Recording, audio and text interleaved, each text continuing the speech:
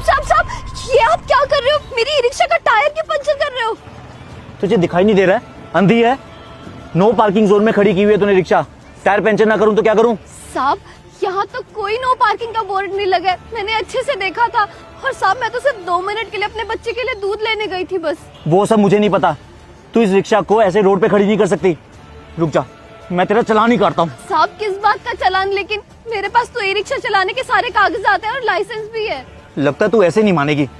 तेरी रिक्शा लेके जाता हूँ। ये रिक्शा तुझे अब कोर्ट से मिलेगी। साहब मैं आपके आगे हाथ जोड़ती हूँ, ऐसा मत कीजिए। इतना अत्याचार क्यों कर रहे हैं आप? साहब मेरा छोटा बच्चा है, ये नन्ही सी जान को कैसे पालूंगी? इसको मैं कैसे खिलाऊंगी पिलाऊंगी? मेरी रोजी रोटी है। 1 मिनट, क्या हो रहा है यहाँ पे? साहब देखिए ना, ये पुलिस वाला जबरदस्ती तंग कर रहा है। बस बोल रहा है कि यहाँ नो पार्किंग जोन है और मैंने अपनी रिक्शा खड़ा दी और ये चालान काटने वाला है। साहब कोर्ट ले जाने की बात कर रहा है। और साहब यहाँ तो कोई बोर्ड लगा ही नहीं है नो पार्किंग का। अच्छा, यहाँ पे कोई नो पार्किंग जोन नहीं है, तो आप किस बात का चालान काट रहे हैं इसका? ओ हेलो, बेहतर होगा कि इस मामले से दूर रहेगा तू। चल निकल यहाँ से। अच्छा, और आपके लिए बेहतर ये होगा कि आपने ये जो हथौड़ी और कील पकड़ी हुई है ना अपने हाथ में, इसे छोड़ दें, समझे? तू एक पुलिस वाले को धमकी दे रहा है? जी नहीं, आपका सीनियर होने के नाते आपको ये सजेशन दे रहा हूँ कि ज्यादा देर अगर ये हथौड़ी और कील आपके हाथ में रही ना, तो मैं आपकी ये भर्ती उतरवा सकता हूँ। सीनियर? आप कौन है सर? इस एरिया का SDM हूँ मैं। सर साहब आप इस एरिया के SDM है?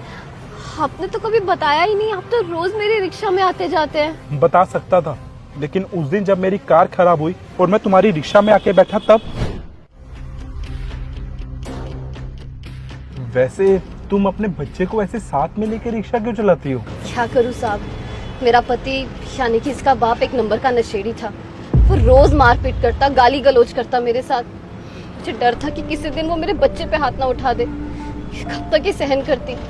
इसलिए मैंने एक दिन घर छोड़ा और अपने बच्चे को लेकर आ गई। तब से बाहर छोटा मोटा धंधा किया, जैसे पैसे जमा हुए मैंने एक ई रिक्शा खरीद ली। तब से बस ई रिक्शा ही चला रही हूँ। पर तुम्हें अपने बच्चे को ऐसे साथ में लेके ई रिक्शा चलाने में कोई प्रॉब्लम नहीं होती है क्या?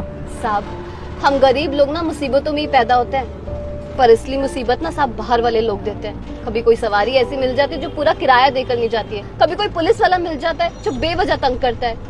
साहब पर ये सारी मुसीबतें मैं ना आराम से सहन कर सकती हूँ, क्योंकि मैं चाहती हूँ कि ये नन्ही सी जान मेरा बच्चा बड़े होकर एक बहुत बड़ा आदमी बने। इसलिए तुम्हारी हिम्मत और तुम्हारी ममता को देख के मुझे एक बात तो समझ में आ गई कि इंसान से अगर सबसे ज्यादा कोई प्यार करता है तो वो होती है उसकी माँ। और सच में मैं तुम्हारी